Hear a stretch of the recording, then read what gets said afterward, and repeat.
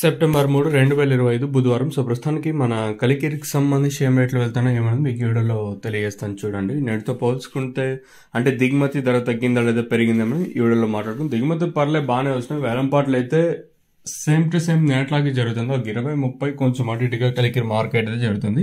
Super top 350, 360 రూపాయలు. మీడియాలు ఏమన్నా ఉంటే క్లాస్ ఉంటే 280 ఇంకా 290, 310, 20, 30, 40, 50, 360 రూపాయల వరకు క్లాసు. మీడియాలు ఏమన్నా ఉంటే 180 ఇంకా మార్కెట్ జరుగుతుంది. 180, 190, 210, 20, 30, 40, 250 రూపాయల వరకు మీడియాలు. సో ప్రస్తుతానికి కలికిరి మార్కెట్ సంబంధించి 350, 360 రూపాయలు సూపర్ టాప్.